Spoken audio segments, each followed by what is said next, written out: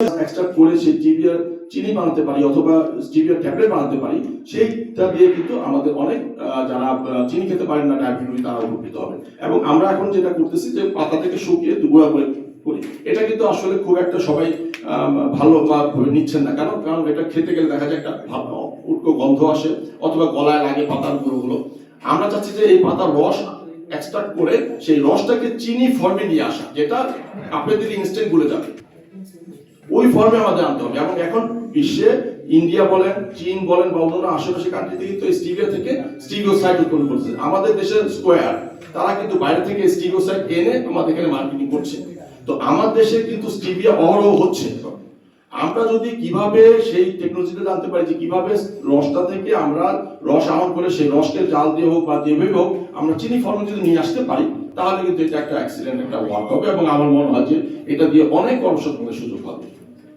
আমরা চাচ্ছি যে হোয়াইট সুগারকে অ্যাভয়েড করতে। হোয়াইট সুগার, হোয়াইট যেটা আমরা বলি লবণ এবং চিনি, এই দুটাই কিন্তু বিষ একমাত্র, এটাকে বলা হয় হোয়াইট পয়জন।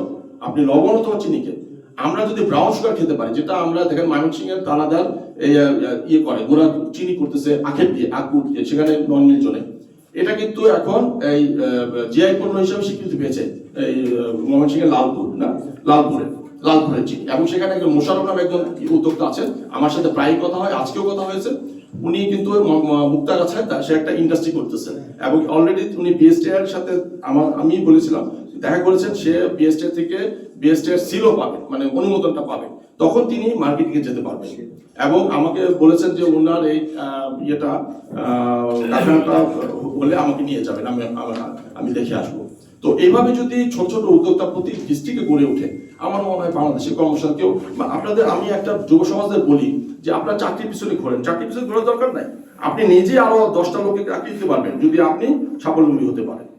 তো আমার মনে হয় যে এই ট্রেনিংটা আপনাদের জন্য অনেক উপকারে আসবে। আপনারা আজকে আমাদের এখানে হেড অফিস থেকে যে বিজ্ঞানীরা আসছেন বা বিশেষজ্ঞরা আসছেন, আপনাদেরকে ক্লাস নেবেন, তাদের কাছে যে আপনারা টেকনিক জানেন, কিন্তু একদিনের ট্রেনিং এ আপনি সব শিখে ফেলবেন আমি বলি না এটা।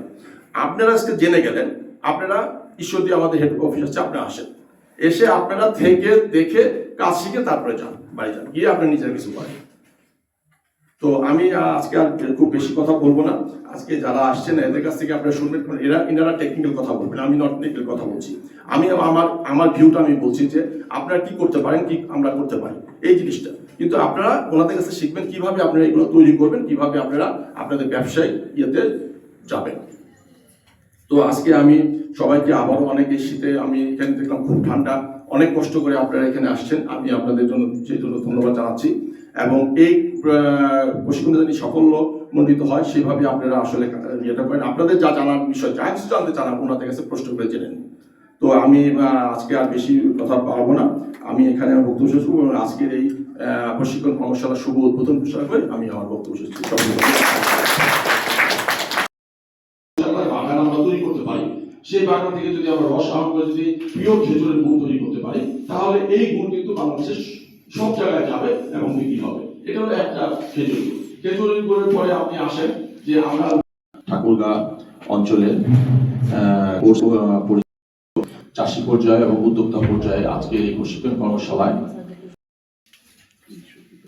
বাংলাদেশ সুগার ক্রপ গবেষণা ইনস্টিটিউট কর্তৃক আজকের এবং সেই সাথে আজকের এই অনুষ্ঠানের উদ্বোধনী ঘোষণার জন্য অনুরোধ জানাচ্ছি।